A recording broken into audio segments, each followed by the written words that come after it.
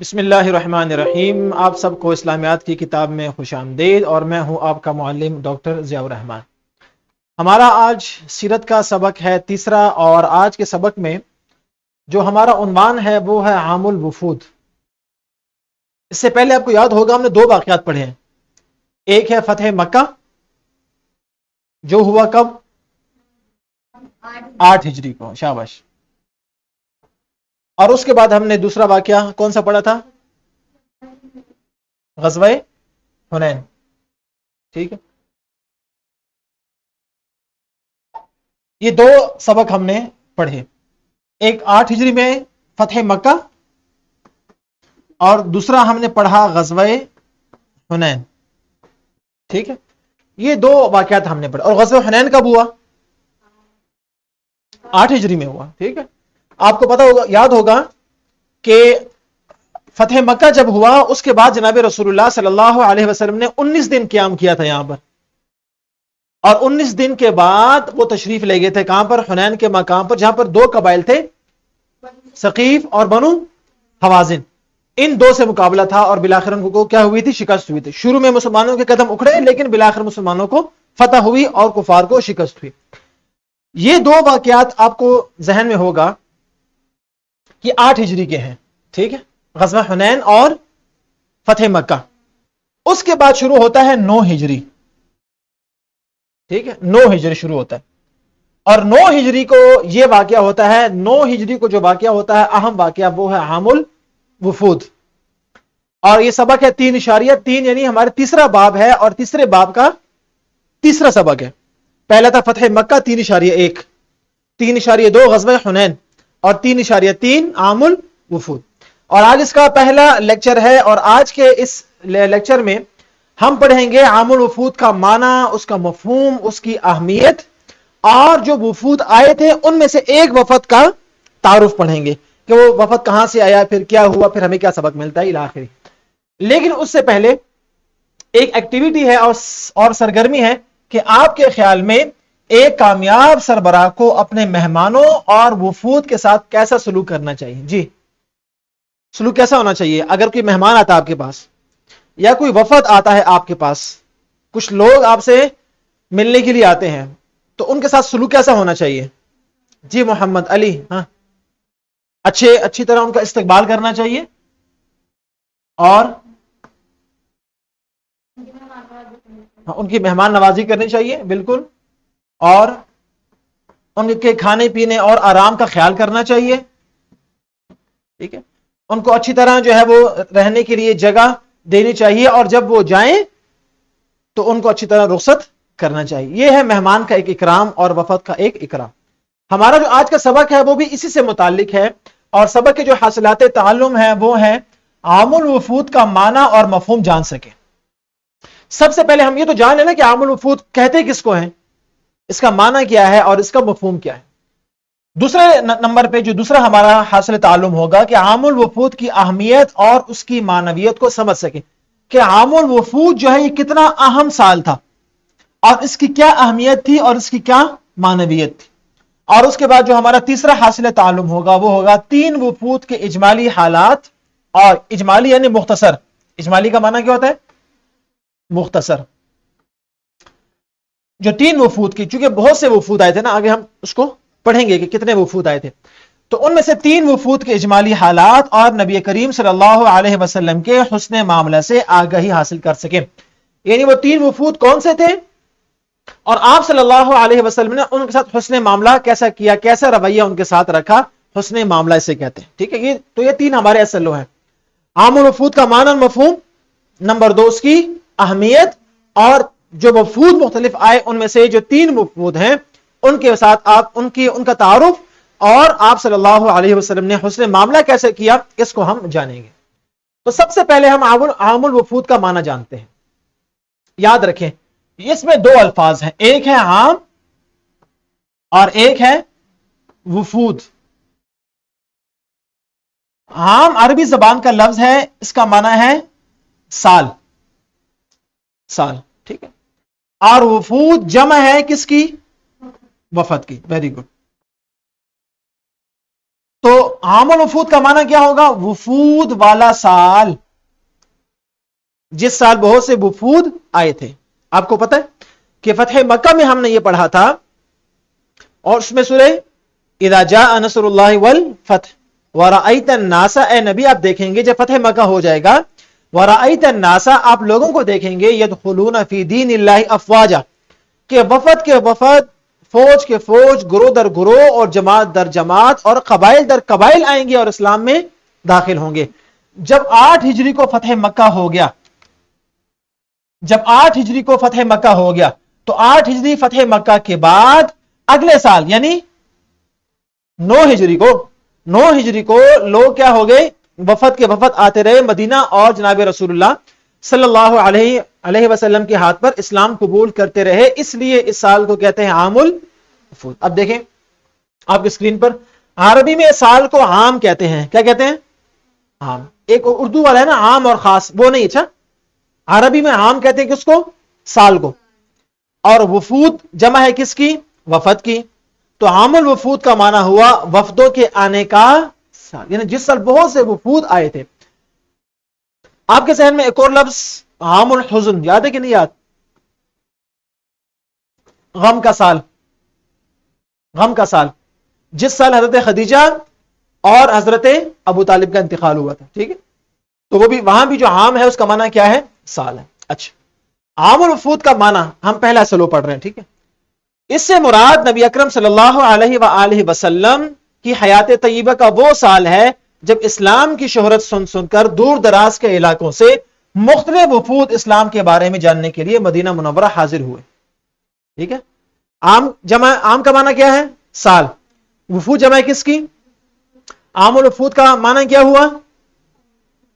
وفود کے آنے کا سال. اور اس سے مراد آپ صلی اللہ علیہ وسلم کی حیات کا وہ سال ہے جس سال وفود کیا ہوئے تھے؟ آئے تھے. اور یہ کب ہوا تھا؟ فتح مکہ کے ایک سال اگلے سال، اس کے اگلے سال.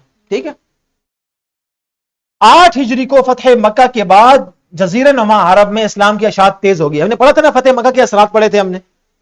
اور قبولیت اسلام کے لیے مدینہ منورہ آنے والوں کا سلسلہ افراد سے بڑھتے ہوئے قبائل تک پہنچ گیا. ٹھیک ہے، جب پہنچ گیا تو ہوا کیا؟ اگلے سال 9 ہجری کو فتح مکہ کے اگلے سال یعنی 9 ہجری کو اس تیزی سے قبائل مدینہ آئے کہ اس کو سال ہی کون سا کہا؟ قبائل والا سال، وفود والا سال. جس سال وفود بہت تیزی سے مدینہ آ رہے تھے اور آپ صلی اللہ علیہ وسلم کے ہاتھ پر اسلام قبول کر رہے تھے، اس لیے اس سال کو کہتے ہیں عام سمجھ آ گئی بات؟ یہ پہلے اصل کلیئر ہو گیا. عام الوفود کا معنی اور مفہوم سمجھ آ گیا کہ 9 ہجری کو کہتے ہیں اور یہ فتح مکہ کے اگلے سال ہوا. عام کا معنی ہے سال، وفود جمع ہے کس کی؟ وفد کی. اور اس کا معنی ہے وفود کے آنے والا سال. اور یہ چونکہ فتح مکہ کے بعد بہت سے وفود ایک ساتھ اکٹھے آ رہے تھے، اس لیے اس کو کہتے ہیں عام الوفود. اب اس کی دوسرا اصل لو عام الوفود کی اہمیت. آپ کو یہ پتا ہونا چاہیے کہ عام الوفود 9 ہجری کو کہتے ہیں.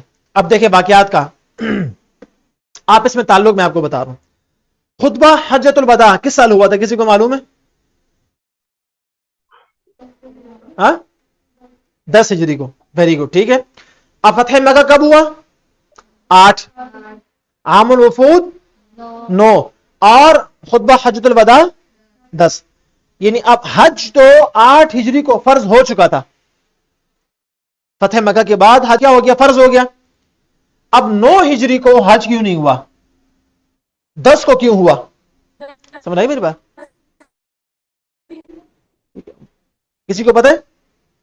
8 ہجری کو حج فرض ہو گیا، 9 ہجری کو عام الوفود ہوا، حج کیوں نہیں ہوا حالانکہ حج فرض ہو چکا تھا؟ خطبہ حجۃ الوداع 10 سال یعنی 10 ہجری کو کیوں ہوا؟ اس سے بھی اگلے سال. اس لیے کہ عام الوفود یہ وفود والا سال تھا اور سارے کے سارے وفود کہاں پر آنے تھے؟ مدینہ. سارے کے وفد کہاں آنے تھے؟ مدینہ. اور حج کہاں پر ہوتا ہے؟ مکہ میں. اب سارے وفود آنے تھے مدینہ، سارے مدینہ آنے تھے. اب اگر سارے وفود مدینہ آتے اور خود آپ صلی اللہ علیہ وسلم کہاں ہوتے؟ مکہ مکرمہ میں حج کے لیے، تو لوگوں کا حرج ہوتا کہ نہ ہوتا؟ اس زمانے میں تو فون تو تھے نہیں نا، یا انٹرنیٹ تو نہیں تھا. ٹھیک ہے. تو اس حرج سے بچنے کے لیے آپ صلی اللہ علیہ وسلم مدینہ میں رہے تاکہ جتنے بھی وفود آئیں ان سے میری کیا ہو سکے, ملاقات آسان ہو سکے. ٹھیک ہے. اب دیکھیں, لیکن اس سال حج ہوا تھا, حجۃ الوداع نہیں ہوا تھا لیکن حج ہوا تھا. اسی کے بارے میں لکھا ہے کہ عام الوفود والے سال 9 ہجری کو نبی اکرم صلی اللہ علیہ وآلہ وسلم نے 300 مسلمانوں کا قافلہ حج کے لیے مکہ مکرمہ بھیجا. کتنے مسلمان تھے؟ 300. اور یہ کب ہوا؟ 9 ہجری کو. ابو بکر صدیق رضی اللہ تعالی عنہ کو حج کا امیر بنا کر بھیجا. حج کا امیر کس کو بنایا؟ ابو بکر صدیق کو رضی اللہ تعالی عنہ کو. اور یہ اسلام کا پہلا حج تھا. تو ٹیکنیکلی اگر کوئی آپ سے پوچھے اسلام کا پہلا حج کب ہوا؟ 9 ہجری. اور حجۃ الوداع کب ہوا؟ 10 ہجری کو. تو آپ کے ذہن میں یہ کنفیوژن نہیں ہونی چاہیے کہ پہلا حج وہ 10 ہجری کو ہوا, خطبہ حجۃ الوداع جو 10 ہجری کو ہوا وہ آپ صلی اللہ علیہ وسلم کو تو پہلا حج تھا لیکن مسلمانوں کا وہ دوسرا حج تھا. اس لیے کہ مسلمانوں کا پہلا حج خود جناب رسول اللہ صلی اللہ علیہ وسلم نے 300 مسلمانوں کو بھیجا تھا کہ آپ جائیں اور وہاں پر حج کریں. اور ان 300 مسلمانوں کا امیر کس کو بنایا؟ ابو بکر صدیق رضی اللہ تعالی عنہ کو. اور نبی اکرم صلی اللہ علیہ وسلم نے کثرت سے وفود آنے کی وجہ سے اس حج میں شرکت خود نہیں کی. خود کہاں پر؟ مدینہ میں ٹھہرے رہے تاکہ جو وفود آئیں ان کا میں استقبال کر سکوں. اچھا, اب اس کی اہمیت کیا ہے؟ اس کی عام الوفود کی, کہ اتنی کثرت سے وفود آنے لگے کہ ان وفود کے آنے کی وجہ سے اس سال کا نام ہی کیا رکھ دیا؟ عام الوفود. اور اتنا اہم تھا یہ سال کہ اس سال خود جناب رسول اللہ صلی اللہ علیہ وسلم خود حج کے لیے نہیں گئے بلکہ خود مدینے میں ٹھہرے رہے. اتنا اہم تھا یہ سال. تو عام الوفود کی اہمیت میں 2 پوائنٹس اپنے ذہن میں رکھنے ہیں. نمبر 1 کہ وفود کے کثرت کی وجہ سے اس سال کا نام ہی عام الوفود رکھ دیا. اور دوسری بات کہ خود آپ صلی اللہ علیہ وسلم مدینہ میں موجود رہے. کس لیے؟ کہ وفود آئیں گے. تو وفود کے ساتھ بات چیت کی وجہ سے خود آپ صلی اللہ علیہ وسلم خود کہاں رکے؟ مدینہ میں. اور مسلمانوں کا ایک لشکر بھیج دیا کہاں پر؟ حج کے لیے 9 ہجری کو. اور اس میں کتنے لوگ تھے مسلمان؟ 300. اور ان کے امیر کون تھے؟ ابو بکر صدیق رضی اللہ تعالی عنہ. اب دیکھیں عام الوفود کی اہمیت دیکھیں. یہ آپ کو نقشے پہ نظر آ رہا ہے مدینہ منورہ, ٹھیک ہوگی بات. اب یہ مکہ مکرمہ ہے لیکن اس کو فی الحال ہمارا وہ نہیں ہے. اب تمام وفود نے کہاں سے آنا تھا؟ مختلف مقامات سے آنا تھا. کوئی یہاں سے آ رہا ہے, کوئی یہاں سے, کوئی یہاں سے بحرین سے, یمن سے, نجد سے, مختلف جگہوں سے آ رہا ہے. دیکھیں نا نظر آ رہا ہے. یہ تمام وفود کا رخ کس طرف تھا؟ مدینہ کی طرف تھا. اور ان میں سے ایک وفد جو ہے وہ کیا ہے؟ وہ آیا تھا بحرین سے. یہاں سے آیا تھا بحرین سے, وفد عبد القیس, یہ لکھا ہوا ہے. ٹھیک ہے. تو یہ جو مختلف جگہ سے وفود آ رہے تھے. اور یاد رکھیے گا اس سال جو وفود کی تعداد ہے وہ کتنی ہے؟ 60. اندازاً 60 کے قریب وفود اور مختلف قبیلے اور علاقے سے لوگوں کی قبائل آئے تھے, لوگوں کی جماعتیں آئی تھی. اس لیے اس کو کہتے ہیں عام الوفود. اب دیکھیں نا پورے عرب سے لوگ آ رہے ہیں. وہ دیکھیں تبوک نظر آ رہے ہیں یہاں پر آپ, ٹھیک ہے. نیچے یمن ہے, یہ سارا یمن, اور یہ ہے یمن, ٹھیک ہے. اور یہ ہے بحرین. تو آج جو ہم پڑھیں گے عام الوفود 9 ہجری میں اسلام کا سب سے تیزی سے پھیلنے کا سبب بنا عام الوفود. کہ جب اسلام تیزی سے پھیلنے لگا تو کیا ہو گیا؟ 60 سے زائد وفود مدینہ منورہ آئے. یہ ہے اس کی اہمیت. سمجھ آ گئی بات؟ اچھا, ان وفود میں جو اہم وفود تھے وہ 3 تھے جو ہم نے پڑھنے ہیں. کتنے تھے؟ 3. نمبر 1 وفد عبد القیس. عبد القیس کا وفد, اس کی ہم وضاحت اور تفصیل پڑھیں گے. نمبر 2 وفد بنی تمیم. اور نمبر 3 وفد نجران. یہ 3 نام آپ نے ذہن میں رکھنے ہیں, عبد القیس, بنی تمیم, اور نمبر 3 وفد نجران. ان تینوں کی تفصیل ہم پڑھیں گے اس سبق میں اور آنے والے سبق. آج جو ہم پڑھیں گے وہ صرف ایک وفد کو پڑھیں گے, وہ ہے وفد عبد القیس. اس کو ہم پڑھیں گے بس, باقی 2 جو انشاءاللہ کل پڑھیں گے. ٹھیک ہے. وفد عبد القیس آیا کہاں سے تھا؟ پہلے میں آپ کو پکچر دکھا دیتا ہوں. یہ ہے مدینہ منورہ, نظر آ رہا ہے. اور یہ ہے بحرین, ساتھ قطر ہے. ٹھیک ہے. تو اس جگہ سے آیا تھا جہاں پر آپ کی اسکرین پہ آپ کو نظر آ رہا ہے، جو یلو ڈاٹ نظر آ رہا ہے، یہ ہے وفد عبد القیس کی جگہ، اور جہاں پر گرین آپ کو دائرہ نظر آ رہا ہے یہ ہے مدینہ منورہ. تو وفد عبد القیس جو تھا یہ یہاں سے آیا سیدھا کہاں پر؟ مدینہ منورہ، اور اسی کی تفصیل اور وضاحت ہم پڑھیں گے. یاد رکھیں قبیلہ عبد القیس، قبیلہ عبد القیس بحرین کا رہنے والا تھا. میں نے آپ کو بتا دیا کہ بحرین کہاں پر ہے، نقشے میں آپ کو بتا دیا. یاد رکھیں کہ یہ فتح مکہ سے پہلے ہی ان میں سے بعض لوگ اسلام لا چکے تھے. 5 ہجری یا بعض کہتے ہیں 6 ہجری میں یہ آ چکے تھے، اور یہ اسلام لا کر واپس اپنے ملک گئے تھے، اور وہاں پر انہوں نے اسلام کی دعوت لوگوں کو دی تھی، اور اس سال یہ دوبارہ آئے تھے. ٹھیک ہے، اور یہ بڑے اچھے لوگ تھے اور سلیم الفطرت لوگ تھے، اسلام کو سمجھنے والے، اس لیے کہ مسلمان ہو چکے تھے بعض لوگ ان میں سے. تو یہ آیا جب فتح مکہ ہو گیا تو دوبارہ یہ لوگ آئے مدینہ منورہ جناب رسول اللہ صلی اللہ علیہ وسلم سے ملنے کے لیے. اچھا، اب یہ لوگ مدینہ آئے نہیں تھے، لیکن آپ صلی اللہ علیہ وسلم کو اللہ تعالیٰ نے پہلے سے خبر دے دی تھی کہ ایسے وفد آنے لگے. تو آپ صلی اللہ علیہ وسلم نے پہلے سے اعلان کر دیا تھا کہ انقریب بڑے اچھے لوگ تم لوگوں کے پاس آنے والے ہیں، اور وہ بڑے اچھے لوگ ہوں گے، اور وہ بڑا اچھا وفد ہوگا. ٹھیک ہے، تو جب یہ اعلان کیا تو اس کے کچھ دیر بعد یہ لوگ وہاں پر پہنچ گئے، اور جیسے ہی اپنے اونٹ سے اترے اور انہوں نے آپ صلی اللہ علیہ وسلم کو دیکھا تو اونٹ سے اتر کے، آپ کو پتہ زمانے میں سفر ہوتے تھے اونٹ پر، اور رستے میں طوفان، مٹی، ریت ہے نا. تو جیسے اونٹوں سے اترے تو اور آپ صلی اللہ علیہ وسلم کو دیکھا تو دوڑ لگا دی اور آپ صلی اللہ علیہ وسلم سے ملنے لگے. لیکن جو ان کے کیا تھے سردار عبداللہ بن اشج، وہ نہیں، وہ بڑے سمجھدار تھے اور زیرک تھے اور معاملہ فہم تھے، یعنی معاملے کو سمجھنا. وہ لوگ تو اپنی محبت میں بھاگ پڑے اور آپ صلی اللہ علیہ وسلم سے ملنے لگے. اب دھول مٹی بھی ساتھ تھی ان کے. لیکن جو اس قبیلے کے کیا تھے سردار عبداللہ بن اشج، کی ان کا نام بھی آ رہا ہے، تفصیل بھی آ رہے ہیں، وہ بڑے کیا تھے سمجھدار، زیرک، عقل مند اور معاملہ فہم. اور آپ صلی اللہ علیہ وسلم نے ان کی تعریف بھی کی تھی کہ قبیلہ بنی قیس والوں میں 2 چیزیں بڑی زبردست ہیں، ایک سمجھدار، اور دوسرے ان میں تحمل بہت زیادہ ہے، بردباری بہت زیادہ ہے، صبر اور پیشنس کیا ہے بہت زیادہ ہے.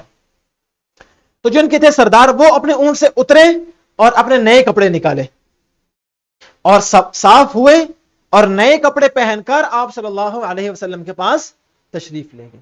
تو اس وقت آپ صلی اللہ علیہ وسلم نے عبد القیس کی تعریف فرمائی کہ عبد القیس میں 2 خصلتیں ایسی ہیں جو ان کو اللہ کے قریب کرتی ہیں، اور یہ 2 صفات ایسی ہیں کہ جو ان میں فطری طور پر پائی جاتی ہیں.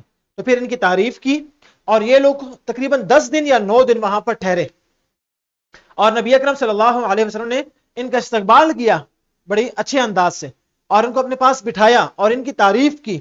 اور اس کے بعد یہ لوگ کچھ دن ٹھہرے اور ان کو آپ صلی اللہ علیہ وسلم نے ایک صحابی کے مکان پر جگہ ان کو دی، اور یہ لوگ وہیں پر ٹھہرے رہے، اور آپ صلی اللہ علیہ وسلم نے ان کو دین اسلام کی تعلیمات دی، اور اس کے بعد یہ کچھ دن ٹھہر کے واپس اپنے علاقے میں چلے گئے. یہ ہے وفد عبد القیس. سمجھ آ گئی میری بات؟ چلیں اب ذرا سلائڈ کی طرف جاتے ہیں.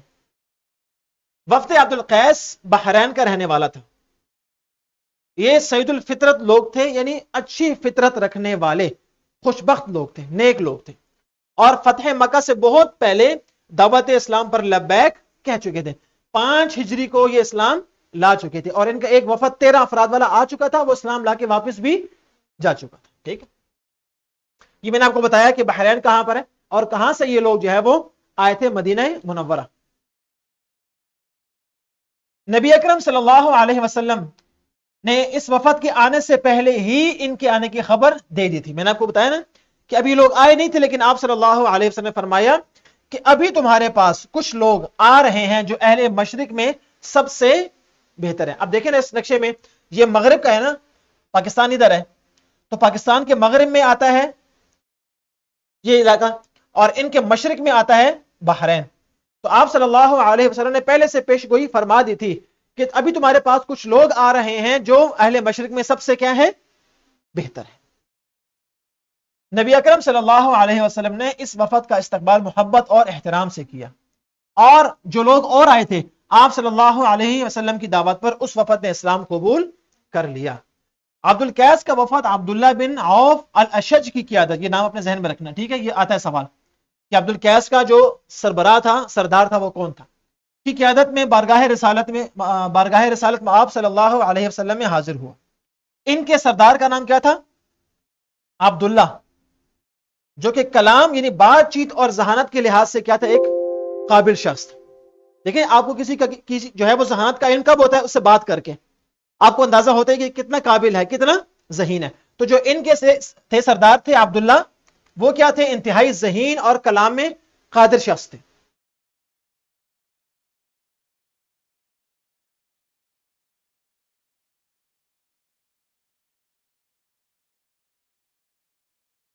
اچھا، اور ہوا کیا؟ اس وفد کے سردار عبداللہ بن عوف الاشج پیچھے رہ گئے۔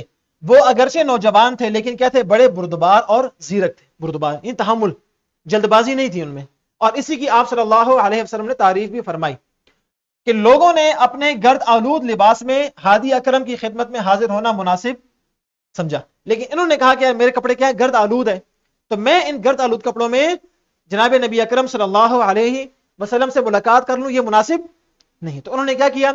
انہوں نے پہلے تو اپنے قافلے کے اونٹ باندھے، پھر اپنی گٹھڑی کھول کر سفر کے کپڑے اتارے اور دوسرے صاف ستھرا لباس پہنا۔ یہ ہے ان کے سردار۔ دیکھیں سردار کا پتہ اسی طرح چلتا ہے نا کہ جب سب لوگ ایک کام کر رہے ہوں، جو بڑا ہوتا ہے سمجھدار، وہ دیکھتا ہے کہ یہ کام کرنا چاہیے یا نہیں کرنا چاہیے۔ تو انہوں نے مناسب نہیں سمجھا کہ میں گرد آلود لباس میں ہادی اکرم صلی اللہ علیہ وسلم سے میں ملاقات کر لوں، نہیں، انہوں نے صبر کیا، وہ کپڑے اتارے جس پہ گرد لگی ہوئی تھی، نئے کپڑے پہنے اور آپ صلی اللہ علیہ وسلم سے ملاقات کی۔ اور اس کے بعد جب وہ آپ صلی اللہ علیہ وسلم کے پاس آئے اور ان سے ملاقات کی، پھر نہایت اطمینان کے ساتھ حضور صلی اللہ علیہ وسلم کی خدمت میں حاضر ہوئے اور آپ صلی اللہ علیہ وسلم کے دست اقدس کو بوسہ دیا۔ اب یہ کیا تھے؟ سردار تھے، اسی لیے انہوں نے تھوڑا سا تحمل سے کام لیا۔ اور اس کے بعد کیا ہوا؟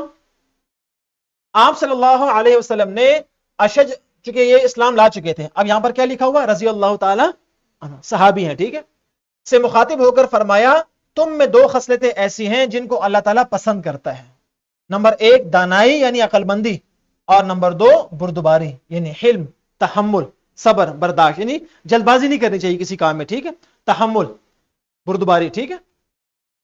اس کے بعد کیا ہے؟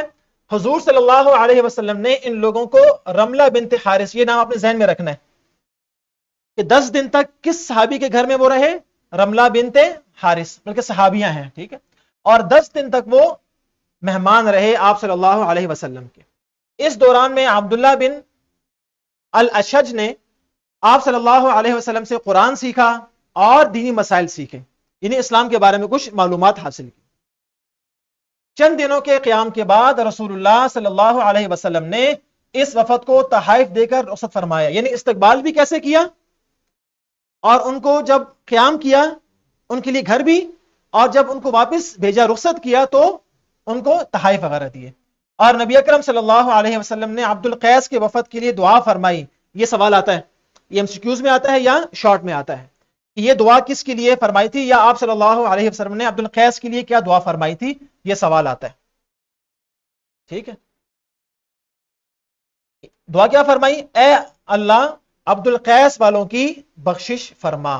یہ آپ نے ذہن میں رکھنا ہے کہ دعا کس لیے فرمائی تھی؟ عبد القیس والوں کے لیے، اور جو دعا کی تھی یہ بھی آپ نے ذہن میں رکھنی ہے۔ تو 9 ہجری کتنے دن قیام کیا، کس کے گھر میں قیام کیا، اور ان کے جو تھے سردار ان کا نام کیا تھا، یہ تمام چیزیں آپ نے ذہن میں رکھنی ہے۔ اس کے بعد ایکٹیویٹی ہے کہ آپ کے خیال میں نبی اکرم صلی اللہ علیہ وسلم کے حسن سلوک نے اسلام کی ترویج میں کیا کردار ادا کیا، ٹھیک ہے، یہ ہے ایکٹیویٹی ہے۔ اور اس کے بعد گھر کا کام کیا ہے کہ عام الوفود کے 3 وفود کے بارے میں لکھیں اور بتائیں کہ نبی اکرم صلی اللہ علیہ وسلم نے ان کے ساتھ کیسا سلوک کیا۔ یہ ایکٹیویٹی اور گھر کا کام آپ نے ضرور کرنا ہے۔ تو آج کے سبق میں ہم نے 2 ہی چیزیں سیکھی ہیں کہ عام الوفود کا معنی، مفہوم اور اہمیت کیا ہے، اور نمبر 1، نمبر 2، مہمانوں کے ساتھ کیسے آپ نے سلوک کرنا ہے، وفود کے ساتھ آپ نے کیسے سلوک کرنا ہے، اور کیسے آپ نے ان کو استقبال، قیام اور رخصتی کرنی ہے۔ اس کے ساتھ ورک شیٹ اور کوسچن بینک بھی ہے جو کہ آپ نے لازمی کرنا ہے تاکہ یہ SLO بھی آپ کو سمجھ آ جائے اور آپ کی ایگزام کی تیاری بھی ہو جائے۔ تو اپنا بہت خیال رکھیے گا، انشاءاللہ تعالی اگلی ویڈیو میں پھر ملاقات ہوگی۔ فی امان اللہ۔